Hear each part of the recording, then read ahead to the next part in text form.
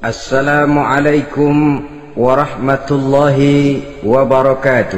Waalaikumsalam warahmatullahi wabarakatuh. Bismillahi walhamdulillah, wassalatu wassalamu ala sayyidina rasulillah wa ala alihi wa sahbihi wa mawalah. La hawla wa la quwwata illa billah, amma ba'du. Saudara-saudara kaum muslimin yang berbahagia, di dalam kehidupan ini kita senantiasa mengambil iktibar, contoh dan teladan dari orang-orang sebelum kita. Itu sebabnya kepada baginda Nabi kita Muhammad sallallahu alaihi wasallam Allah Subhanahu wa taala menjelaskan cerita para nabi sebelum beliau dalam ayat "Tsumma naqussu 'alaika min anba'ir rusuli ma nusabbitu bihi fu'adak." Demikianlah kami ceritakan kepadamu wahai Muhammad sebagian dari kisah para rasul-rasul sebelum kamu yang dengan itu akan memperkuat hatimu, meneguhkan keyakinanmu dan memantapkan pendirianmu. Inilah manfaatnya belajar dari sejarah. Jadi jangankan kita, baginda Nabi sendiri pun oleh Allah Subhanahu wa taala diceritakan sejarah para nabi sebelum beliau yang dimusuhi oleh umatnya, yang dicaci maki oleh kaumnya, yang terusir dari kampung halamannya, bahkan sampai ada yang terbunuh oleh umatnya. Itu seluruhnya merupakan iktibar manusabbitu bihi fu'adak, untuk memantapkan langkahmu, meneguhkan keyakinanmu dan menguatkan pendirianmu menghadapi perjuangan ini. Sehubungan dengan itu, pada pertemuan kali ini Al-Fakir ingin menyampaikan satu cuplikan kecil dari kehidupan seorang sahabat utama baginda Nabi, yaitu Sayyidina Umar ibn al-Khattab radhiyallahu an. Beliau adalah Umar bin Khattab bin Nufail bin Abdul Uzza dari suku Quraisy golongan Bani Adi. Perawakannya tinggi, kekar dan gagah, melambangkan sifatnya yang pemberani, tegas dan tidak pernah kenal takut kepada siapapun. Sebelum mendapat hidayah, Umar bin Khattab termasuk orang yang berdiri di barisan orang-orang yang memusuhi umat Islam. Ia terperangkap dalam tradisi jahiliyah di mana gemar berperang dan bermabuk-mabukan juga merupakan hal-hal yang pernah dilaksanakan dalam kehidupannya sebelum beliau masuk ke dalam agama Islam. Oleh karena itu, dalam kehidupan beragama, hidayah merupakan sesuatu yang penting. Bagaimanapun banyaknya dosa dan kesalahan yang telah dilakukan oleh seseorang, tidak seharusnya menyebabkan ia putus asa dari rahmah Allah. Sebaliknya, bagaimanapun banyak kebajikan dan kebaikan yang sudah dikerjakannya, tidak perlu membuat dia besar hati, puas, bangga, apalagi menjadi lalai karenanya. Sebab kita belum tahu akan bagaimana ujung perjalanan dari kehidupan kita ini. Saudara-saudara, kisahnya pun masuk Islam merupakan peristiwa yang menarik. Pada satu hari, dengan pedang terhunus, Umar bin Khattab menuju Darul Arqam, tempat di mana baginda Nabi biasa berkumpul dengan para sahabat. Melihat mukanya yang beringas, matanya yang nanar, orang sudah menyangka dan mengerti ini tentu akan terjadi pembunuhan. Dalam perjalanan menuju Darul Arqam, Umar bertemu dengan Nuaim bin Abdullah. Nuaim bertanya, "Ya Umar, mau kemana ente?" "Mau membunuh itu, si murtad itu," kata. "Si murtad yang mana?" Yang mana lagi? Itu yang memecah belah kita, yang menghina berhala-berhala kita, yang menjelek-jelekkan nenek moyang dan keturunan kita. Siapa lagi kalau bukan Muhammad?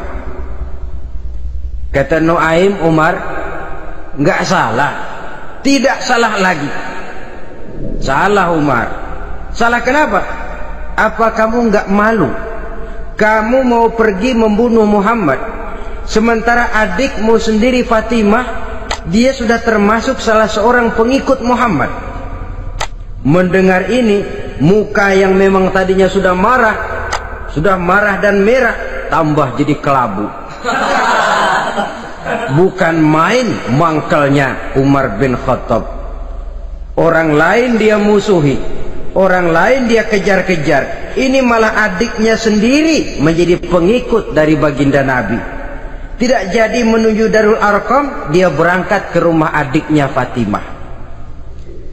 Adapun di rumah Fatimah sedang berkumpul Fatimah, suaminya Sa'id bin Zaid, dan seorang sahabat Habbab ibnul Arad. Mereka sedang membaca Quran. Waktu itu Quran belum lagi dijilid macam sekarang, jadi masih merupakan suhuf atau lembaran-lembaran tercecer saja. Ketuk pintu, ya tentu tidak assalamualaikum karena dia belum Islam. Tok tok tok. Siapa di luar? Umar. Mendengar suaranya saja, ini sahabat yang namanya Habbab ibnul Arad sudah lari ke belakang pintu. Sambil komat kamit baca doa mohon diselamatkan oleh Allah. Adapun Fatimah yang sedang memegang suhuf, lembaran tulisan Quran itu, menyembunyikan suhuf itu di belakang bajunya. Umar masuk. Fatimah, saya bang, apa benar berita yang saya dengar? Berita apa itu bang?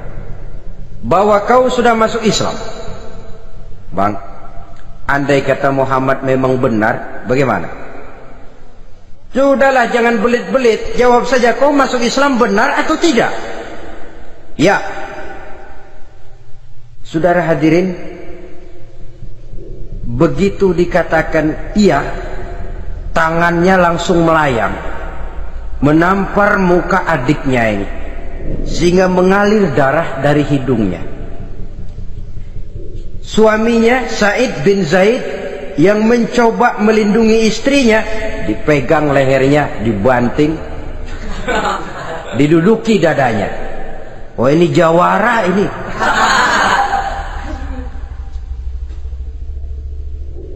Namun pada saat sedemikian, suara kebenaran terpantul dari mulut Fatimah, adik dari Umar bin Khattab ini. Umar, apakah engkau memukul orang yang bersaksi bahwa tidak ada Tuhan melainkan Allah dan Muhammad Rasulullah? Apakah engkau menganiaya seseorang yang terpanggil untuk mengikuti kebenaran? Manusia macam apa engkau, Umar? Saudara, memang dia orang keras, tapi hatinya mudah menerima kebenaran. Sehingga mendengar kalimat adiknya ini tercenung dia sejenak, melongo, bengong kata anak sekarang. Ini kalau tidak karena keyakinan yang mantap, tidak mungkin orang ini, anak adik saya ini bicara macam begini. Umar, mengapa engkau memukul orang yang bersaksi bahwa tidak ada Tuhan melainkan Allah dan Muhammad Rasulullah? Mengapa engkau pukul orang yang mengikuti kebenaran, menerima hidayah dari Allah? Begitu yakin dan mantapnya, walaupun di tengah satu hal yang sangat menakutkan. Siapa yang tidak takut orang Quraisy berhadapan dengan Umar bin Khattab yang dikenal sebagai singa padang pasir pada waktu itu? Malahan dia termasuk salah seorang jagoan. Di tradisi masyarakat jahiliyah itu ada satu pasar yang namanya pasar Ukaz. Tiap tahun di pasar itu diadakan pesta. Pertama pertandingan syair, jadi penyair waktu itu jadi kebanggaan. Syair-syair yang menang itu digantung di dinding Ka'bah. Jadi setiap suku akan bangga kalau mempunyai ahli syair yang hebat. Nah, lalu diadakan juga lah perlombaan balap kuda, memanah, termasuk gulat. Lah Umar ini tiap kali pertarungan mesti menang. Belum pernah ada yang berhasil mengalahkan dia. Jawara. Saudara-saudara, mendengar adiknya begitu mantap hatinya, apalagi ketika adiknya berkata begitu, suhuf, lembaran yang disembunyikan di belakang bajunya tersembul. Apa yang kau sembunyikan di balik bajumu itu? Suhuf. Apa suhuf itu? Lembaran Al-Quran. Coba saya lihat. Enggak boleh. Kenapa? Kamu kotor. Orang kotor tidak boleh megang Quran. Saya mau lihat. Enggak boleh. Kalau kamu mau lihat, mandi dulu. Diturutinya permintaan adiknya itu. Lalu diambilnya suhuf tadi. Dia baca. Kebetulan ayat yang dibacanya ayat pertama dari surah Toha yang berlanjut dengan ayat 14 pada surah yang sama. Dia baca, Bismillahirrahmanirrahim. Toha ma anzalna ilaikal qur'ana litashqa illa tazkiratan liman yakhsha. Toha, tidaklah aku turunkan Al-Quran ini untuk bikin sukar manusia, melainkan merupakan pengingat bagi orang-orang yang takut kepada Allah. Lalu pada ayat ke-14, Innani anallahu la ilaha illa ana fa'budni. Sesungguhnya akulah Allah, tidak ada Tuhan melainkan aku, maka hendaknya hanya kepadakulah kamu menyembah. Wa aqimis salata li dzikri, dirikanlah salat untuk mengingat aku. Inna sa'ata atiyatun akadu ukhfiha litujza kullu nafsin ma tas'a. Sesungguhnya kiamat itu pasti akan datang, yang sengaja waktunya kami tidak beritahukan kepada kamu semua, untuk kami balas segala setiap orang tentang apa saja yang telah mereka lakukan dalam kehidupan di dunia ini. Setelah membaca ayat ini, gemetar tangannya. Ah, ini sih nggak main-main ini. Ini belum pernah saya baca ajaran semacam ini. Tidak patut orang yang mempunyai kitab suci semacam ini dimusuhi. Ini sesuatu yang benar. Tergetar jiwanya. Hei Fatimah, Muhammad di mana Muhammad? Saya tidak akan memberitahu kepada kamu. Di mana? Saya tidak akan memberitahu. Lebih baik kau bunuh saya kalau memang maksudmu mau mencelakakan Muhammad. Sama sekali saya tidak akan mencelakakan dia, Fatimah. Kasih tahu saja, di mana dia? Darul Arqam. Bergegas dia menuju Darul Arqam. Di dalam Nabi memang sedang kumpul dengan para sahabat. Termasuk ada Sayyidina Hamzah yang juga terkenal jawara juga. Ketuk pintu. Ketuk pintu. Siapa di luar? Umar. Di dalam ini geger sebagian sahabat. Umar datang ini pasti bencana.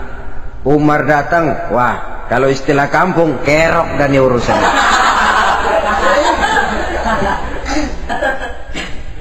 Tapi baginda Nabi menenangkan mereka. Tenang, mudah-mudahan ada hikmahnya. Sayyidina Hamzah tampil, bukakan dia pintu.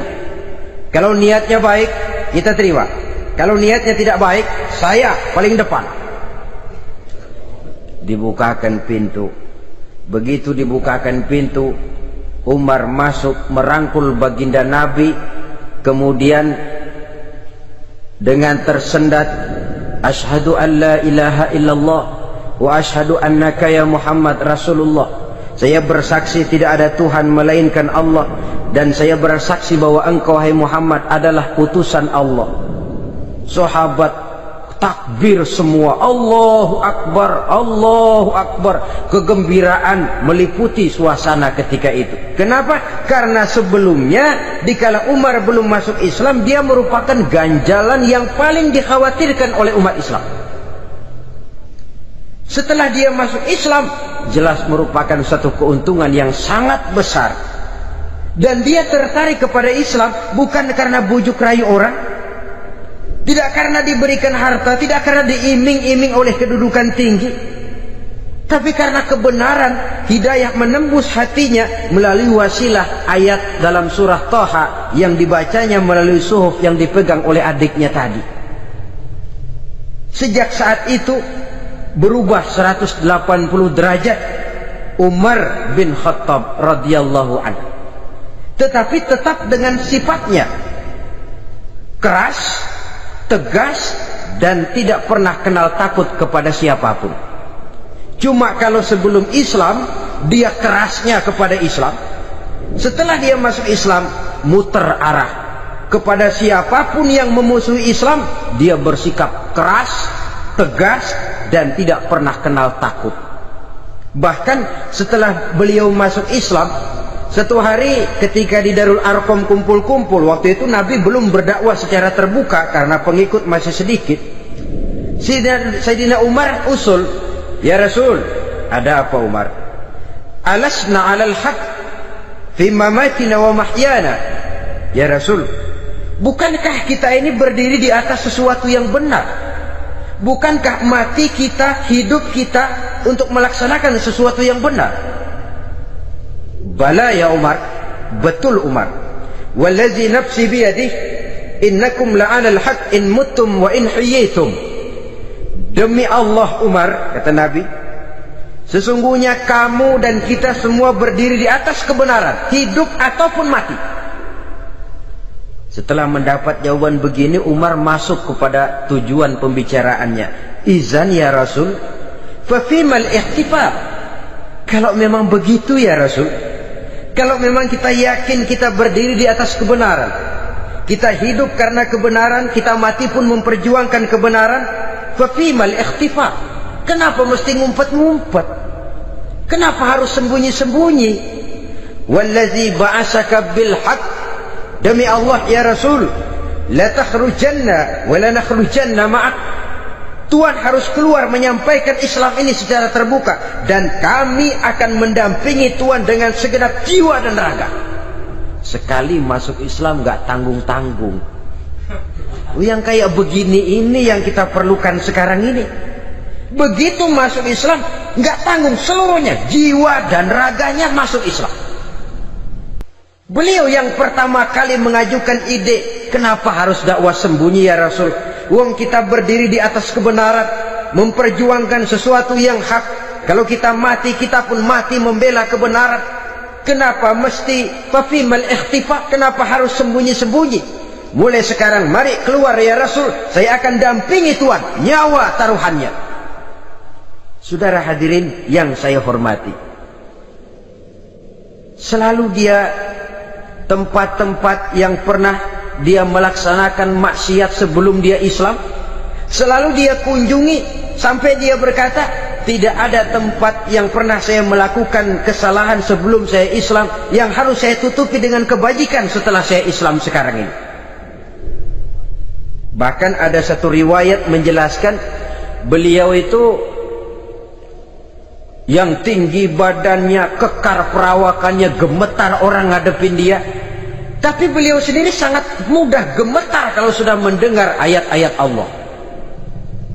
Sehingga ada satu riwayat menjelaskan Sayyidina Umar itu setelah masuk Islam, kalau sholat kadang-kadang bila menoleh ke kanan beliau senyum, bila menoleh ke kiri beliau menangis berurai air mata. Ada orang bertanya, ya Umar, kenapa menengok ke kanan kau senyum, ke kiri kau menangis? Itulah kalau saya ingat jahilnya saya sebelum Islam. Adapun bila saya menoleh ke arah sebelah kanan saya tersenyum, teringat betapa dulu saya membuat berhala dari korma. Saya tumpuk-tumpuk, saya susun begitu.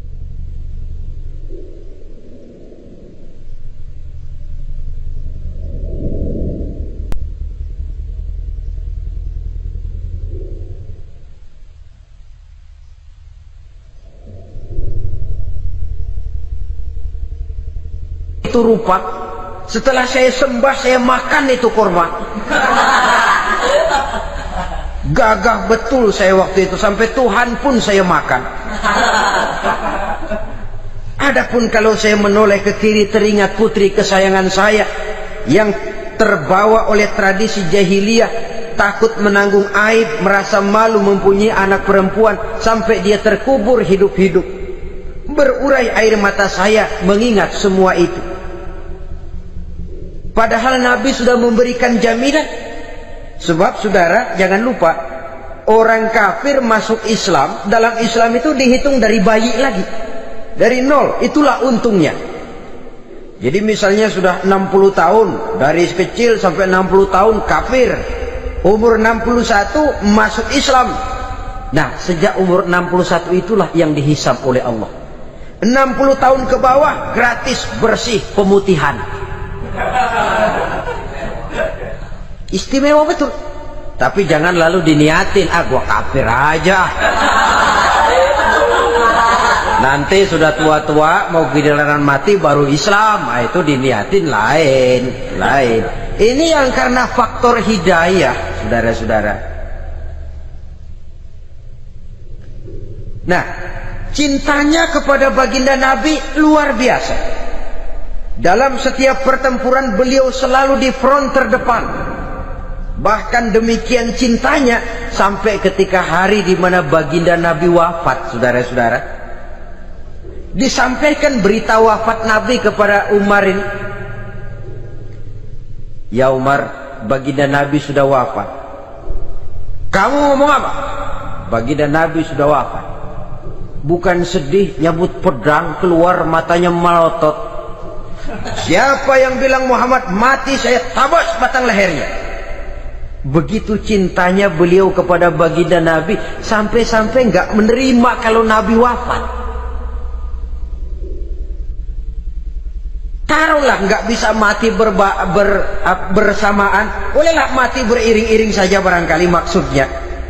Saudara-saudara, cabut pedang, kelayaban kemana-mana. Ayo, siapa ngomong Muhammad mati, saya tabas batang lehernya. Sampai bertemu dengan Sayyidina Umar, Sayyidina Abu Bakar. Di tempat orang banyak, Sayyidina Abu Bakar yang bijaksana ini pidato. Ayuhan nas, man kana ya'budu Muhammadan fa inna Muhammadan qad mata, wa man kana ya'budu Allah fa inna Allah hayyun la yamut. Wahai manusia, barang siapa yang menyembah Muhammad, maka Muhammad sudah mati. Tetapi barang siapa yang menyembah Allah, Allah akan hidup selamanya dan tidak akan pernah mati. Mendengar pidato ini, Sayyidina Umar sadar bahwa sebenarnya yang tidak bisa mati itu cuma Allah. Bagaimanapun agungnya baginda Nabi, besarnya baginda Nabi, tinggi akhlak budi pekertinya Nabi, cintanya beliau kepada Nabi, toh Nabi manusia dan manusia harus mati. Kemudian dibacakan surah Ali Imran ayat 144. Wa ma Muhammadun illa rasul qad khalat min qablihi rusul afa immata aw qutilan qalabtum ala aqabikum. Muhammad tidak lain daripada manusia, telah datang kepadanya rasul. Apakah jika ia mati engkau kembali menjadi murtad atau mundur ke belakang? Mendengar ayat ini dibacakan, Sayyidina Umar sadar, berurai air matanya, menangis dalam kesedihannya. Ini cintanya yang demikian tinggi kepada baginda Rasulullah sallallahu alaihi wasallam. Begitulah seluruh kesalahan yang dia lakukan pada saat sebelum dia masuk Islam, berusaha dia tutupi dan dia tebus dengan segala kebaikan, pengabdian, perbuatan soleh setelah dia masuk Islam. Sehingga diajarkan oleh baginda Nabi, ittaqillaha haitsu ma kunta wa atbi'i sayyi'atal hasanata tamhuha wa khaliqin nasa bi khuluqin hasanin. Bertakwalah kamu kepada Allah, kata Nabi, dimanapun saja kamu berada. Jadi takwa tidak kenal tempat. Dimanapun saja kamu berada, bertakwalah kepada Allah. Di rumah takwa, di pasar takwa, di kantor takwa, di tengah orang banyak takwa, pada waktu sendirian takwa. Ittaqillaha haitsu ma kunta. Bertakwalah kau kepada Allah dimanapun saja kamu berada. Jangan takwa pakai tempat. Di masjid takwa, di kantor nyolong. Itu tidak haitsu makunta. Yang diajarkan oleh Nabi, dimanapun kamu berada, bertakwalah kepada Allah. Wa atbi'i sayyi'atal hasanah tamhuha, dan iringi perbuatanmu yang salah dengan kebaikan. Jadi kalau satu saat terselip kita berbuat salah, cepat iringi dengan kebaikan, tamhuha, dengan harapan kebaikan yang kita kerjakan akan menutupi dosa yang terselip kita lakukan. Amin. Ngomongin orang, astagfirullahaladzim, banyak istighfar. Istighfarnya mudah-mudahan bisa nutupin dosa karena ngomongin orang. Tapi jangan lalu tambah sulap, ngomongin orang istighfar, terus ngomongin lagi istighfar lagi. Itu tentu tidak bisa dengan cara begitu.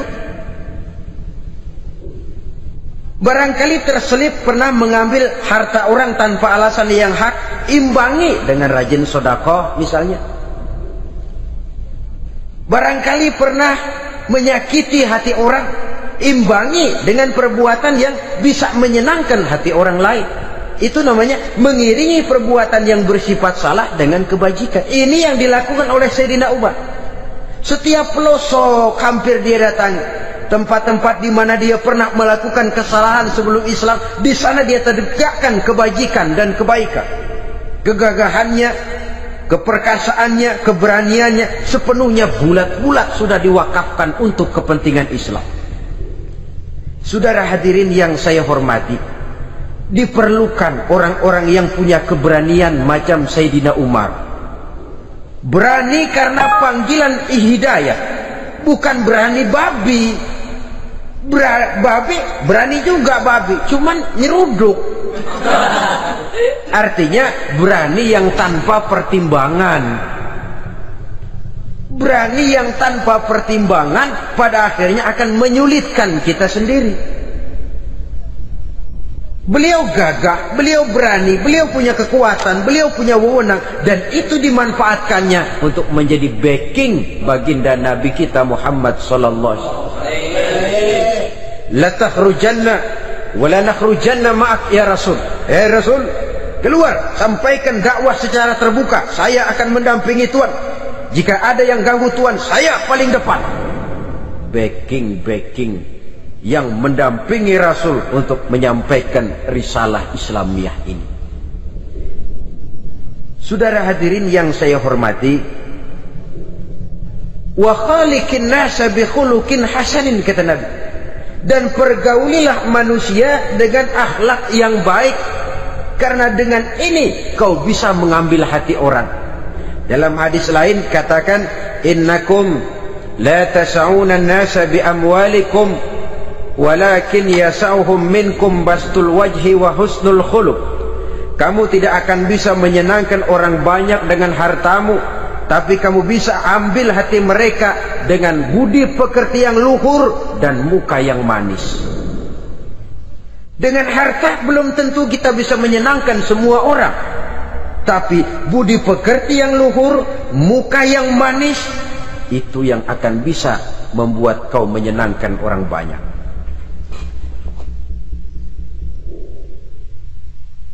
Setelah baginda Rasul wafat, pernah ketika berkumpul, Sayyidina Abu Bakar berkata kepada Sayyidina Umar, "Ya Umar, saya baiat kamu untuk menjadi khalifah." Jawab beliau, "Sayalah yang akan membaiat Tuan. Tapi Anda lebih utama dari saya, Umar. Keutamaan saya akan saya berikan kepada Tuan untuk mendukung kekhalifahan Tuan." Di sini kelihatan wataknya yang tidak ambisius, gagah, berani, perkasa, tapi tahu diri, nggak nyelonong, tidak menggunakan kekuasaannya, kegagahannya untuk maksud yang sewenang-wenang. Oleh karena itu, setelah Sayyidina Abu Bakar wafat, beliau dilantik menjadi khalifah. Keluarlah pidatonya yang terkenal, "Ayyuhan nas, inni qad wullitu alaikum walastu bi khairikum." Hai manusia, aku telah dipilih menjadi pemimpin kamu, padahal aku bukanlah orang yang terbaik di antara kamu. Kalau tidaklah karena aku melihat keutamaan, keteguhan yang dapat melindungi kalian, berat rasanya aku memikul amanah ini. Sebab apa? Alangkah beratnya menunggu datangnya perhitungan di akhirat nanti terhadap Umar. Ini yang jadi motifnya memegang jabatan khalifah. Sungguh berat bagi Umar menunggu datangnya saat perhitungan, sehingga seolah-olah kalau bisalah jadi Umar bin Khattab saja, jangan jadi khalifah kalau bisa. Tapi mau ya umat sudah kadang memilih. Sehingga benar kalau dalam satu hadis Nabi pernah mengajarkan jangan memberikan satu jabatan kepada orang yang memintanya. Sebab orang kalau sudah minta jabatan, apalagi pakai jilat-jilat, pakai upeti-upeti, tentu ada tendensinya. Ada batu di balik udang. Kalau udang di balik batu kan mungkin nggak kelihatan, tapi kalau batu di balik udang kelihatan betul itu. Ada maunya, ambisinya. Jangan memberikan satu jabatan kepada orang yang memintanya. Seakan di batinnya Sayyidina Umar menyesali, kenapa Umar nggak jadi Umar saja, kok mau jadi khalifah gitu. Alangkah berat perhitungan buat saya di akhirat nanti. Nah, setelah jadi khalifah, sebagai satu i'tibar, saya akan mencoba mengemukakan beberapa sifatnya yang menonjol untuk pelajaran buat kita semua. Pertama, sikapnya terhadap keluarganya setelah beliau menjadi khalifah. Kedudukan sebagai keluarga Umar bin Khattab bukan merupakan kedudukan istimewa. Itu ditanamkan betul kepada keluarganya. Jangan karena bapakmu khalifah, lalu mentang-mentang anak khalifah kau merasa dapat fasilitas, merasa bisa berbuat semau-maumu. Kau harus punya tanggung jawab dan beban moral, memberikan contoh yang lebih baik kepada rakyat. Ini yang ditekankan kepada keluarganya. Kalau beliau mau mengeluarkan undang-undang, undang-undang itu lebih dahulu dibicarakan di tengah keluarganya, kumpul anak-anaknya. Ini akan ada undang-undang begini. Siapa di antara kalian mau mentaati, persilakan. Yang tidak pun persilakan. Tapi saya ingatkan, kalau ada dari keluarga Umar yang melanggar peraturan yang saya keluarkan ini, saya akan menghukumnya 2 kali lipat karena dia keluarga saya. Menghukumnya 2 kali lipat karena dia keluarga saya. Jadi bukan mentang-mentang anak babe lalu kebal hukum. Tidak. Siapa yang di antara kalian melanggar peraturan ini, akan aku kenakan hukuman 2 kali lipat karena dia keluargaku. Nah, saudara hadirin yang saya hormati, lalu berwibawa, dijaga betul keluarganya. Suatu hari beliau datang ke rumah putranya Abdullah bin Umar. Ketika masuk dilihatnya Abdullah bin Umar sedang makan daging. Makan daging, merah muka Umar. Mentang-mentang anak khalifah ya, mentang-mentang anak Amirul Mukminin ya, kamu makan daging. Lihat tuh rakyat kita masih banyak yang kelaparan, makan daging, makan roti keras. Padahal itu halal, sesuatu yang diperoleh dengan usahanya sendiri. Tetapi begitu hati-hatinya Umar untuk menjaga pandangan orang.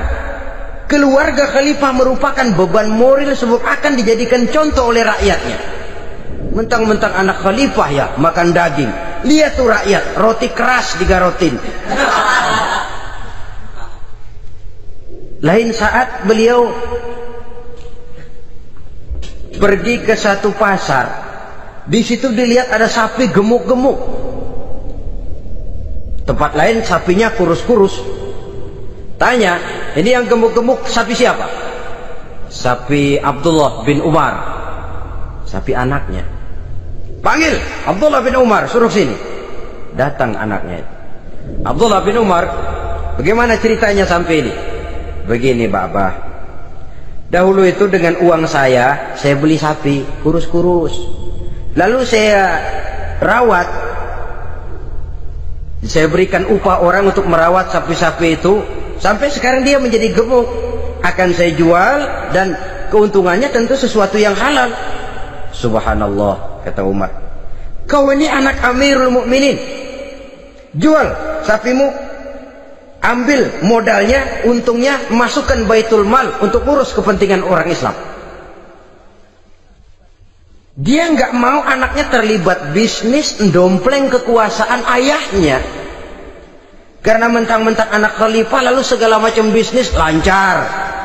Orang takut karena apa? Anak babe. Ada lagi, pada waktu pembagian harta ghanimah, putri beliau yang namanya Hafsah, ini adalah istri baginda Nabi, meminta bagian. Kaum kerabat ayah, ini kerabat khalifah, kitalah dulu kerabat. Kalau kau kerabatku, maka jatahmu nanti dari ayahmu. Harta ini masih lebih banyak dibutuhkan oleh orang-orang Islam. Nanti belakangan, kalau ada sisanya.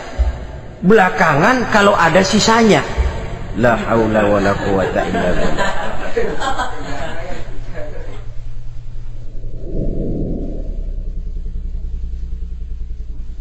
Saudara hadirin, itu terhadap keluarganya. Kemudian apa sifat-sifat yang menonjol dari kepemimpinannya? Pertama, kesederhanaannya. Beliaulah satu-satunya khalifah, Amirul Mukminin, setingkat presiden kalau sekarang, yang punya jubah cuma 2 dan 1 pun punya anaknya. Tambelan lagi. Pernah sholat Jumat terlambat, beliau naik mimbar untuk khutbah, sebelumnya minta maaf dulu. Saudara-saudara, maaf saya terlambat nungguin baju kering. Seorang khalifah nungguin baju kering, sederhana dalam kehidupannya. Mari kita ambil satu cerita lagi. Pada waktu beliau jadi khalifah, yang diangkat jadi gubernur di Mesir adalah Amr bin As. Amr bin As hidupnya lebih mirip kaisar. Istananya besar, pakaiannya bagus-bagus. Nah, yang paling mengganggu pikiran Amr bin As, di sebelah istananya ini ada gubuk reok, kepunyaan orang Yahudi lagi. Ini nggak pantas bener, masa di samping istana gubernur ada gubuk reot. Orang Yahudi lagi yang punya. Ini mesti udah bikin saja rencana, panggil dinas tata kota, bikin planning. Di sini mau dibangun masjid, proyek negara. Bikin gambarnya, susun anggarannya, tender. Saudara-saudara, si Yahudi yang punya gubuk reot dipanggil. Yahudi, ada apa, Pak? Kamu tahu nggak? Enggak. Iya, memang belum saya kasih tahu.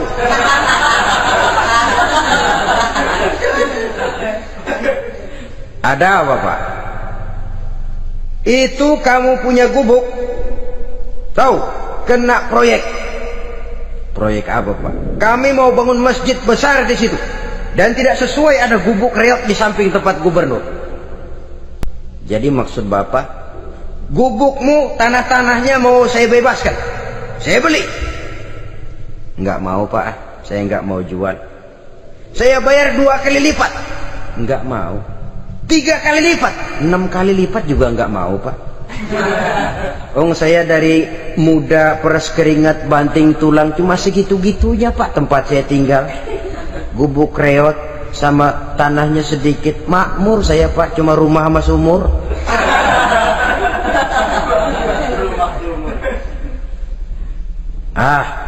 Ini Yahudi kelewatan juga. Akhirnya turun perintah, sudah, kalau dia nggak mau dibebaskan, gusur saja, tarik, ambil bulldozer, digusur. Yahudi ini berurai air matanya. Aduh, begini jadi rakyat kecil, udah jatuh ketiban ember lagi. Tapi pikir-pikir Amr bin As kan bukan yang paling atas. Dia kan cuma pejabat, masih ada atasannya lagi. Lapor lapor. Yahudi ini berangkat ke Madinah. Bayangkan dari Mesir ke Madinah. Jalan. Di sepanjang jalan dia pikir membanding-banding. Kalau gubernurnya saja istananya begitu mewah, apalagi khalifahnya. Kalau gubernurnya galak main gusur, apalagi khalifahnya. Dan saya bukan orang Islam, apa dia lemin ngadu?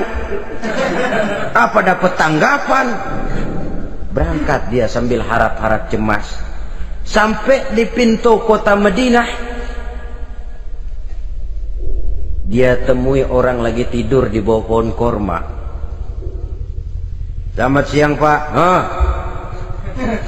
Ada apa? Pak. Apa? Mau lapor. Lapor apa? Bapak tahu Khalifah Umar bin Khattab? Tahu? Istananya di mana Pak? Istananya di atas lumpur. Di atas lumpur. Di atas lumpur. Pengawalnya banyak Pak. Banyak. Siapa Pak? Yatim piatu, janda-janda tua, orang-orang miskin, orang-orang lemah, itu pengawalnya. Pakaian kebesarannya apa sutra apa Pak? Pakaian kebesarannya malu dan takwa. Saya nggak ngerti Pak. Itulah Umar bin Khattab. Lalu orangnya sekarang di mana Pak? Di depan ente.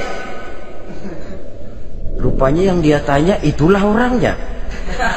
Gemeter Yahudi ini, keringat bercucuran. Coba, istananya di atas lumpur. Sebab beliau berprinsip, bagaimana saya bisa menghayati nasib rakyat kalau saya tidak merasakan apa yang mereka rasakan? Bagaimana saya nggak bisa tahu sakitnya lapar kalau saya belum pernah kelaparan? Itu prinsipnya. Istananya di atas lumpur. Para pengawalnya yatim piatu, janda-janda tua, orang-orang miskin, orang-orang lemah dan tidak mampu. Dan pakaian kebesarannya malu dan takwa.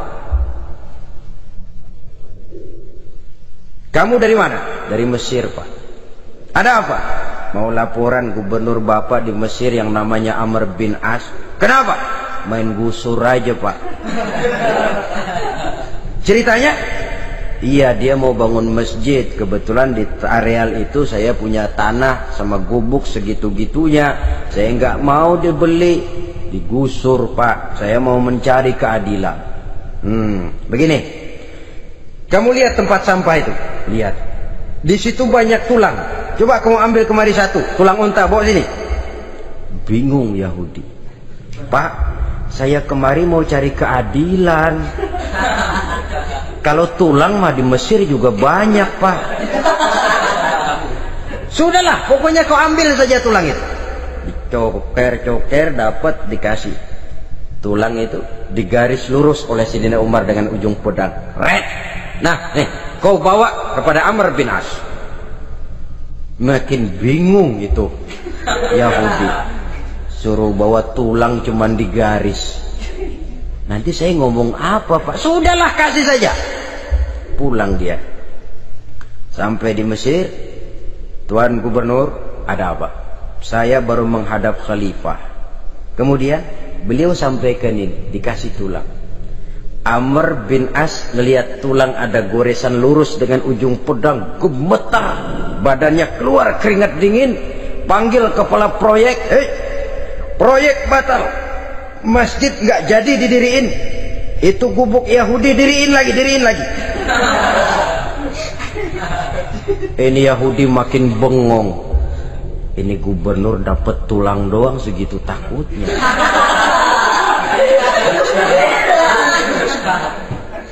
Ada apa sebenarnya Tuan Gubernur? Kamu tahu, ini nasihat pahit buat saya dari Amirul Mukminin Umar bin Khattab.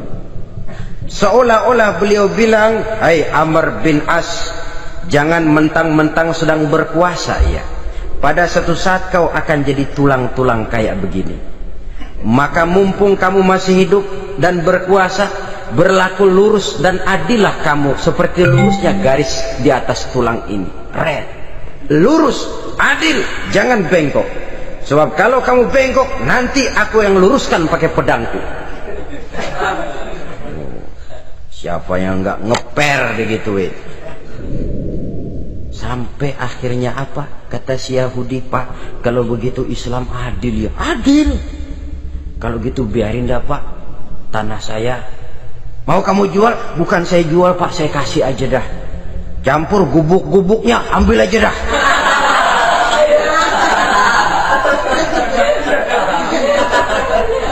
Masuk Islam si Yahudi ini oleh karena keadilan dari Umar bin Khattab. Begitulah kesederhanaan hidupnya. Sampai saudara, yang ironi betul, pernah Utsman bin Affan, Ali bin Abi Thalib, Thalhah dan Zubair kumpul mendengar berita bahwa Sayyidina Umar ini punya hutang. Bayangkan, seorang khalifah untuk melangsungkan hidupnya sampai punya hutang. Padahal Baitul Mal di bawah kekuasaannya. Berunding Utsman, Ali, Thalhah, Zubair. Kalau kita langsung ngomong sama Umar nggak enak dong, dia nggak bakalan terima. Lewat putrinya aja, Hafsah. Baik. Hafsah ngomong sama Umar, Abah, kenapa? Bagaimana kalau honor Abah ditambah, ditingkatkan supaya hutang bisa ketutup? Hafsah, saya Abah. Siapa yang nyuruh kamu ngomong begitu? Enggak ada. Ada. Saya tahu ada ini. Kalau nggak ada, kamu nggak mungkin ngomong begitu. Tapi orangnya kalau saya tuntut, mereka mungkin nggak mau. Sekarang saya mau tanya Hafsah, kau kan istri Rasul, betul? Nah, saya mau tanya, suamimu makanannya apa? Daging? Bukan. Roti. Tempat tidurnya kasur empuk? Bukan. Kain kasar yang kalau musim panas kami bentangkan, kalau musim dingin separuh buat tidur, separuh buat selimut.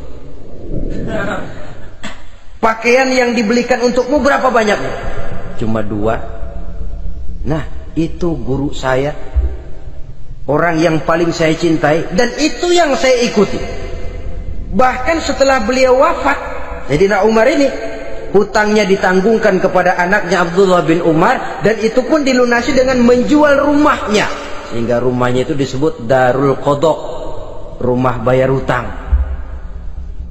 Begitu kesederhanaannya. Jadi nggak pakai aji mumpung jadi khalifah lalu kayak ikan gurita, tangan yang mana aja megang.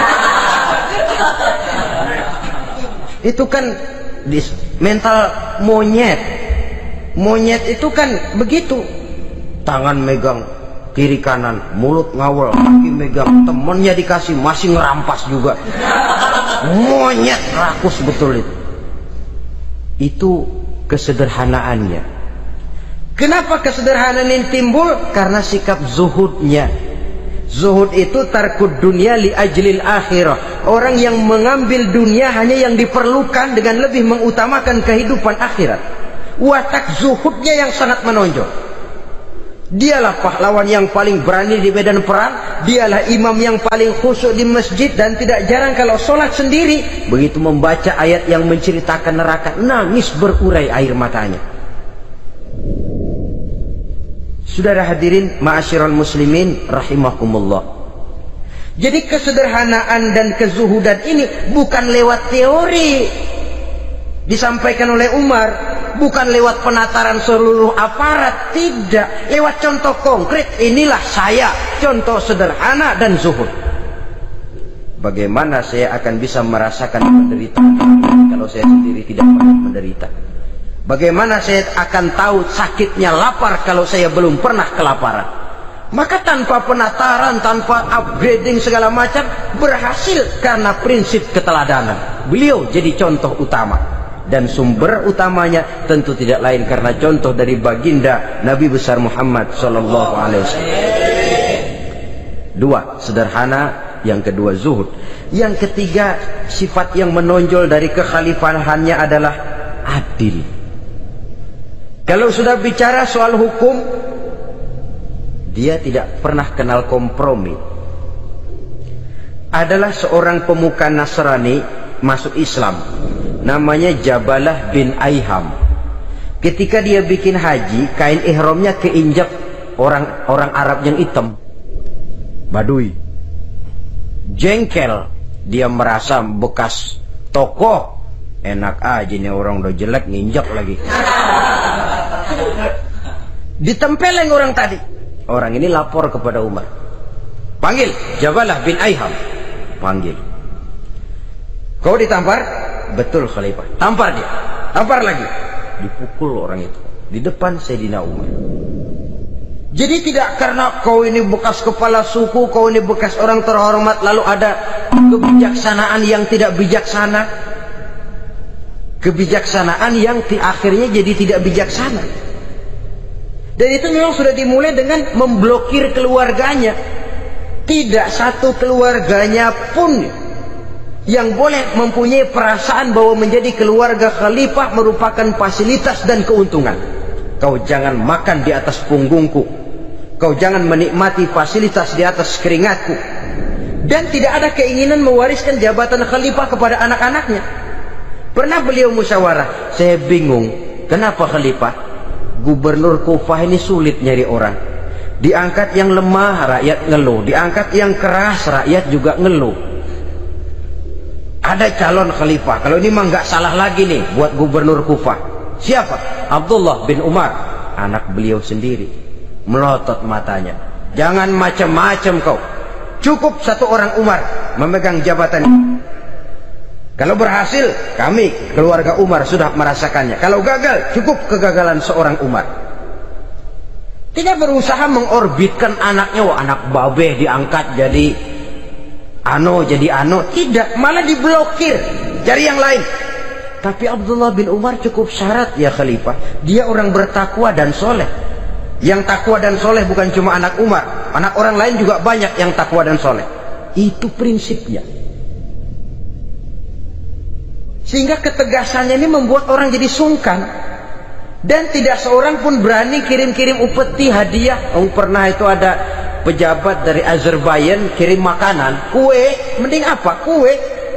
Gitu dicicipi enak juga ya kue ini, enak khalifah. Ini di sana apa makan rakyat biasa? Bukan, ini makanan orang-orang fit. Nah, dibungkus lagi itu kue, dibungkus.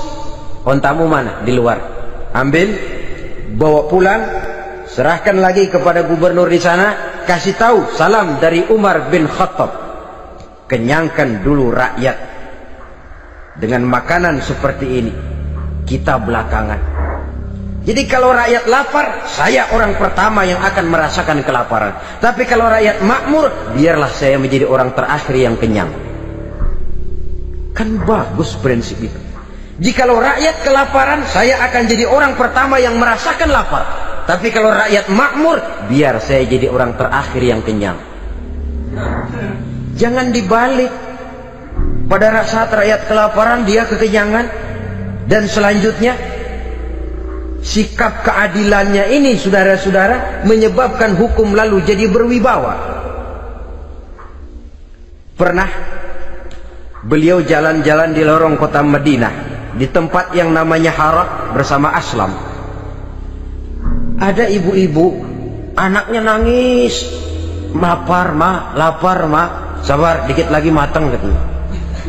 Emang tuh ibu lagi ngerebus, bunyi air ngegulak, luguk. Umar lihati dari jauh, belum juga matang.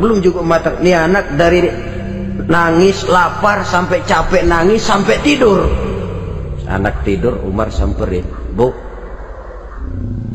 emang masak apa sih kok nggak bisa matang? Saya nggak masak apa-apa Tuhan. Itu pating kerubuk apa? Ketika dibuka ya cuma air saja. Subhanallah, ibu sudah ngebohongi anak ibu sendiri. Habis harus bagaimana Tuhan?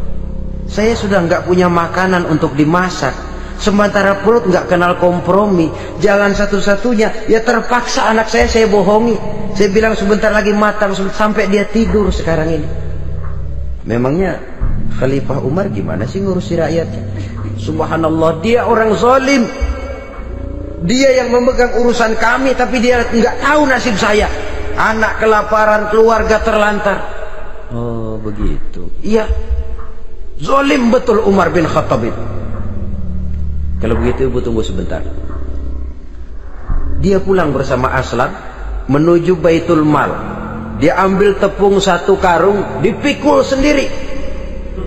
Dipikul sendiri. Kata Aslam, ya Khalifah, biar saya yang bawa. Jangan.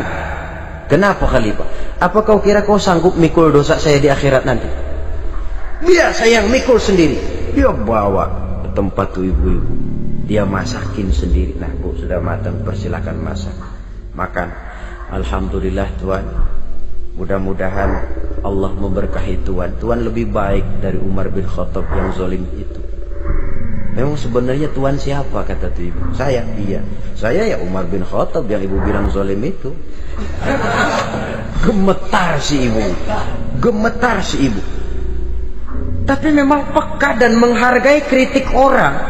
Tidak membungkam setiap orang yang nadanya sumbang atau berbeda.